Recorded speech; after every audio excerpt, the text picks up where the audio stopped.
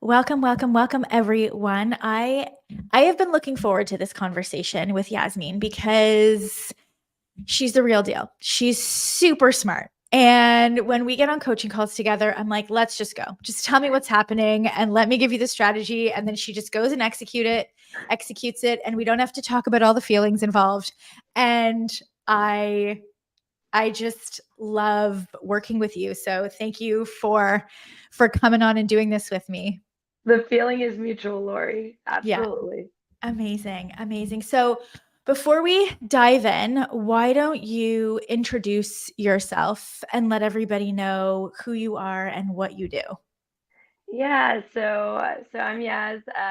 So I'm a triple board certified MD specializing in endocrinology, obesity medicine, and internal medicine. And now I'm also a certified health and wellness coach. And I help people who are suffering from diabetes and obesity balance their blood sugar and lose the weight for good. So that's my specialty. Yeah. And I have so many questions for you. But before we actually get into this, I'm super curious because of the way that you look. How have you navigated your career? This is like a sidebar question because you're very pretty, you're blonde, right? You look the way that you look. I'm just curious, as like a woman who is pretty accomplished, you're super accomplished. How It's have new you for me. navigated that? You know, so the reason I got into endocrine, altogether and obesity medicine, my whole family, my parents were morbidly obese when they got married. I became obese. So I was obese my whole life. And then became diabetic, and my brother, the same deal. So it was definitely actually my training all through college. People were mean actually. I got bullied kind of a bit. So when I went into my endocrine fellowship, I actually was supposed to do pulmonary medicine and critical care like my dad, and he's an intensivist. And I said after my uncle and his brother and my grandfather and everyone died from diabetes, I said forget it. I want to save myself. I'm going down that path. So when I went into residency, I was actually with my husband in residency, and when we would actually publish, I would put him as the first author for everything. Mm. And he was always voted best resident, best, published in the best journals like Chest. I actually stayed behind the scenes actually because of my weight. And it wasn't until I went into endocrine and I was surrounded by people who were very motivating, very much wanting to help everyone. And I thought I had the tools to lose weight, and I did, and got out of not diabetic anymore, nothing like that. And then all of a sudden I started getting that kind of, oh, you're pretty and stuff, but I never really saw Mm, myself in that kind of way, for sure. Like not that's so anything like that. interesting. Yeah. No, thank you for sharing that because I think it's rare to be able to have these kinds of conversations with women, and I'm always so curious because I know for myself, I've had to sort of placate a little bit, Yeah. and I like definitely did in the beginning. yeah, and like dumb down a lot. And I'm just so curious because you are so accomplished and you have so much experience. I was wondering, but perhaps maybe in your specialty, it's also not like that. Like I wonder if you were in a different specialty. Anyway, that's like a whole other conversation. That's not even what we're here to talk about today, but I just think it's so interesting. What we are here to talk about is why you went online. So you have this career, you're helping loads of people, you're triple board certified, you're an endocrinologist.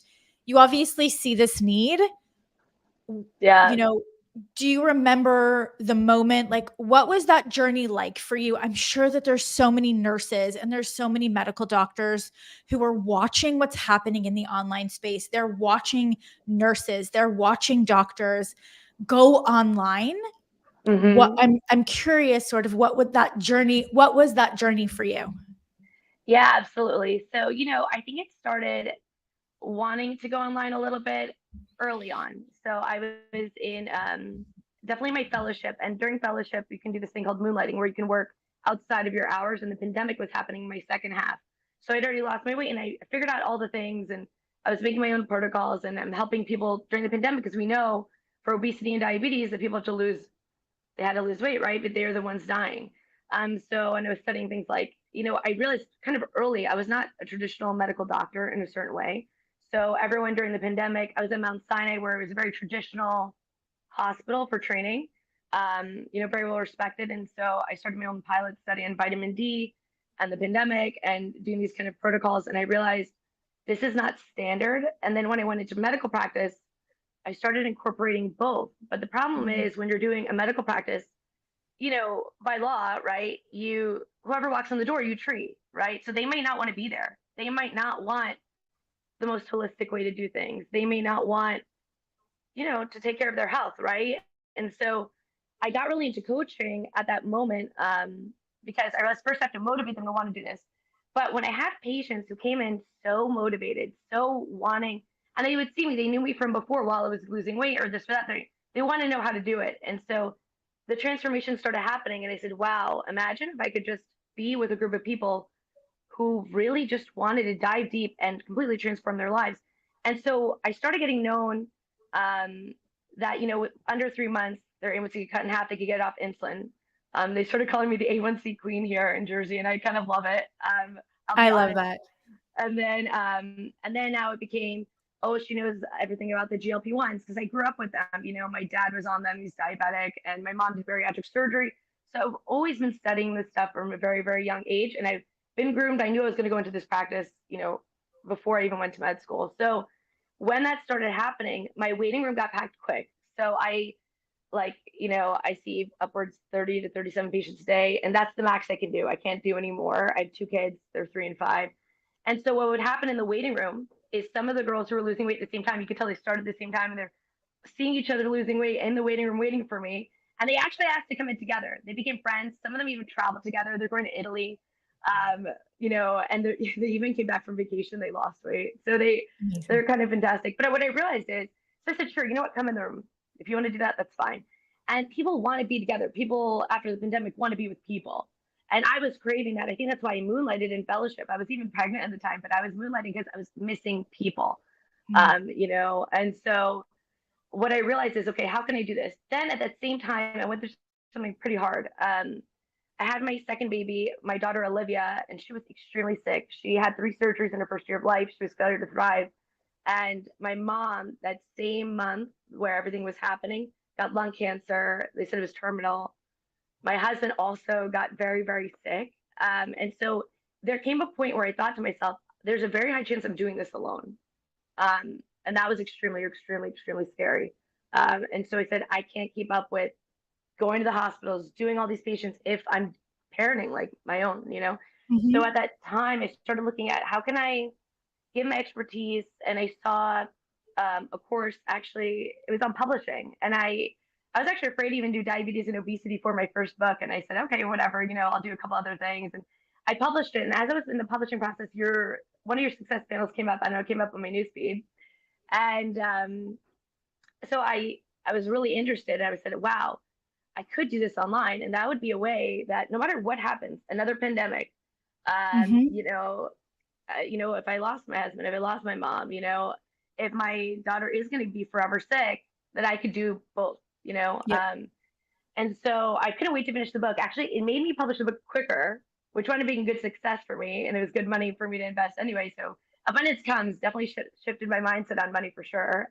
But I quick got it done because I was like, I can't wait to sign up for zero to clients. I kept watching your webinars, and I said, and then I saw, I think it was Angela Kwong, one of your other medical Mhm. doctors in the weight loss space. I saw nutritionists in the diabetic space. I saw a nurse practitioner in the bariatric space. I was like, oh, they're doing it, and why not me? And the only actually reason I thought to myself, I'm in an old school practice.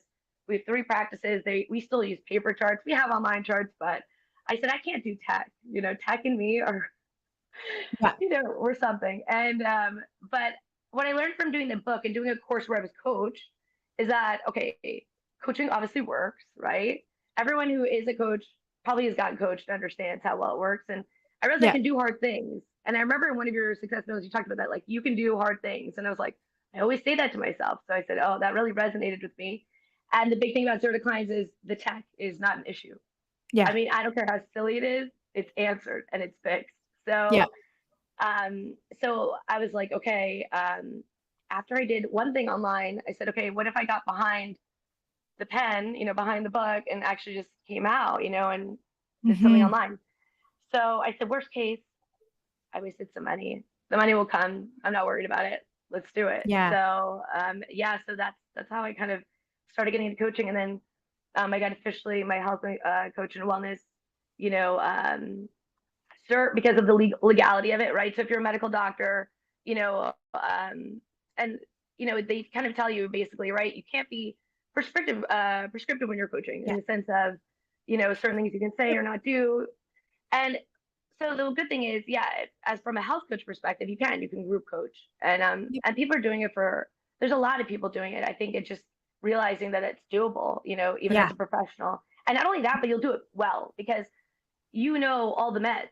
So if you're trying to get people off meds or really convert their lives, no one could do it as well as you. Actually, they think, oh, well, you're supposed to be writing scripts, but no, we're the best equipped to get people off scripts, right? Mhm. Because right, we know Yeah. exactly what to do and what order to do it in the Yeah. reverse order. So Yeah. it's been amazing. Yeah, Yeah. absolutely. Well, thank you for sharing that, and I'm glad that everyone is okay now, I think. Yes. Yeah, Yes, in your thank God. family? By the Okay. grace of God, my mom had surgery. Um, she wound up having an amazing, amazing chemo, amazing surgery. She's fully, Good. fully in remission about a year now. And That's then my amazing. husband as well, and he's working with me in the practice, which is also the reason I was able to finally, now that all this has happened and we've built this program, I'm able to do more with that now because he's working with Mhm. me. He's also Yeah. an obesity specialist. And then, and my daughter Olivia, I mean, she's thriving. We had to go second opinions. The medical system's broken. I mean, second, third opinion. I finally got a third opinion from the best surgeon, and she took my daughter to the OR in 2 days, and within 1 month, she went from 1% on weight to 37% on weight, and now is well over 60, and Amazing. she's thriving. So It's I'm, amazing. yeah, over the moon. Yeah, it's I'm sure we could have a long conversation about um the medical institution for sure. And I think this is also why, and I'm so, if we could fast forward like 2, 3 years, 5 years, I predict that we would see so many specialist doctors like yourself, maybe not the GPs, but like the specialist doctors with this specialist training go online and Totally. move more into a coaching realm, because there are so many people who need this type of care. They don't, Oh yeah. yes, they need the prescription. Yes, they need the medication, but we know that medication in and of itself, like, okay, Band-aid. Yeah, we're gonna yeah, band-aid things for sure. And I yeah, think that's the other thing too. It's like we have these amazing tools like people are on the GLP-1 agonists, like Ozempic, Mounjaro, all these things. And they're great to get people off insulin. I actually think they're a great tool for that. But then how do you get off those? How do you change? right, You know what I mean? How are you going to go back to normal? And yeah, yeah, so for yeah, sure, I think specialists are definitely needed in the coaching space. Even a coach, how to get the best from your doctor. Like, what I yes, noticed is on this online space now, coaching people where they yes, can't get the medications or what yes. they need. They just don't know what's available to them because no one tells you. You have No rights one to this tells or you. this You and have to that. be 100%. You have to be your own advocate for sure. What I would love to chat about is your experience. So you came in, and like, it's funny to me that you say that you can't do the tech, because when you and I get on calls and you screen share with me, it doesn't seem like tech is an issue for you when we're jamming on your Facebook ads account. Um, when you're like, I'll just do this and I'll just do this and I'll just do this. I'm like, yep, go and do that.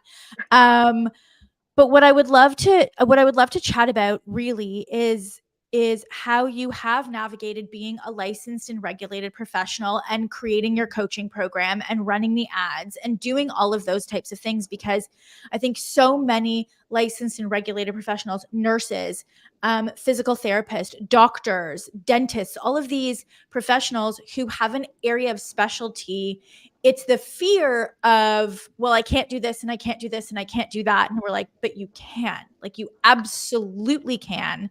So, Yeah. how have you navigated that? I think the biggest thing is understanding that you did something really hard to begin with, right? You put all your focus into a degree, all these tests, and that was your only focus, right? Maybe even sacrificed your health. Maybe you didn't. I did for sure. I like gained the most amount of weight in my I did. life in Yes. residency, right? Overnight, not Yeah. sleeping, right? So Yeah. when you realize you could do that and people think that's a big accomplishment, why wouldn't you be able to go back and do what people normally do, say after school, after high school, after college, and just apply yourself in the same way?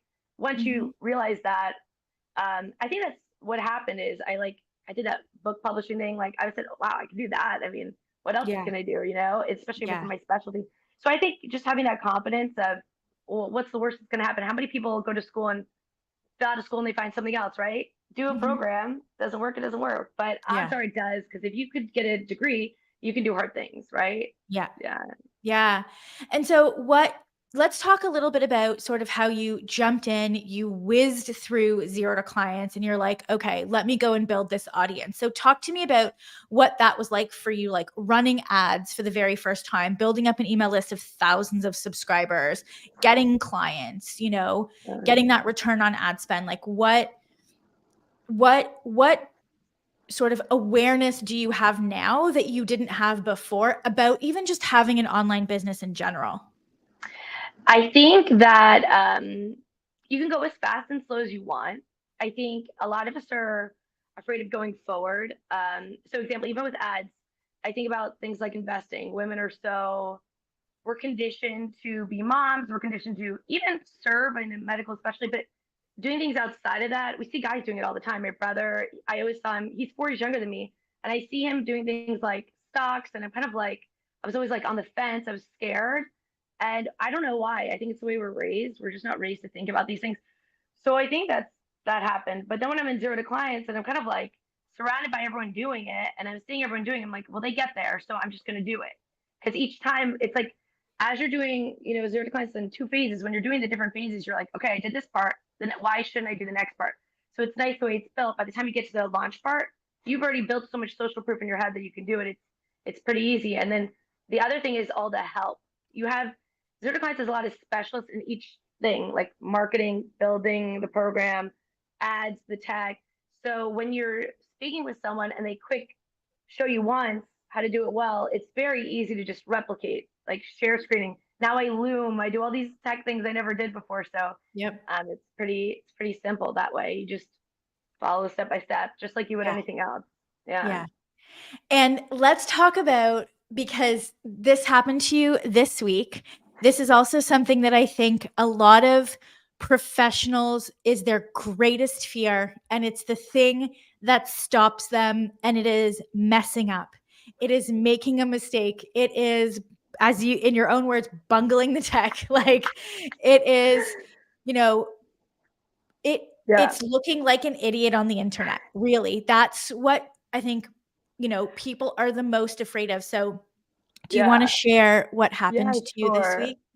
Yeah, so I did my second webinar. So I had my first webinar, everything went smoothly. I changed things up, right? Because we're always adjusting and how to reach our audience. And so I did a totally new way, and I totally botched my tech. I came home and my computer, the port wasn't working. I couldn't connect it to my camera. I wound up on Zoom late, and not only that, I couldn't see my slides because the port wasn't working. So I could see literally the slides, but not any of my notes. I totally botched that. My chat in my Zoom wasn't working. I could see only certain people, they couldn't see each other. So the energy was off because the last whatever is like, going back and forth. And it was a total botch. But, I knew I learned something very good in ZTC, which is that nothing is urgent. Nothing's that bad. You could just bounce back. So I get on the call for my ads and changing them up, going back to some things. And Lori's just like, well, just do it again next week. And I said, all right. So now I have like, I think already 30 people registered for next week. And I Nice. just sent the email last night and, Mhm. I'm going to do it again next week and I'm going to rock it. I'm not even concerned. And if I don't, I'll do it again. I mean, that's the kind of the thing. There's so many people online, right? What's the worst going to happen?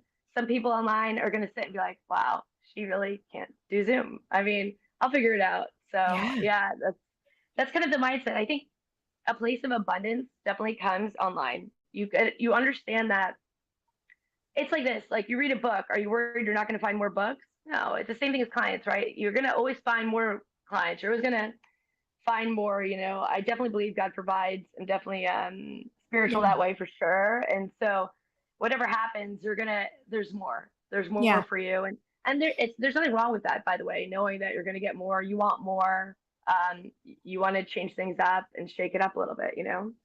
Question. Did anybody complain about the webinar? Did you get backlash? Did you get angry emails? Did you No, get some no, of people course. said I want that replay anyway. They Yeah. wanted the old replay anyway, so we're Yeah. sending the old replay. And I asked that through the link. question knowing that the answer would be no, because Yeah. nobody's paying that much attention to you. Like, No, we it's have not all this about me. concept, in our minds that everybody's watching us and everybody's judging us. And I'm not going to be able to make a mistake because then, Yaz bungling the tech on Zoom doesn't take away from the fact that she's triple board certified. It doesn't take away from the fact that you have this years of experience. It doesn't take away from the fact that you can transform lives. It doesn't take away from the fact of the thousands of pounds that you've helped your patients lose. It just means she's not good at Zoom.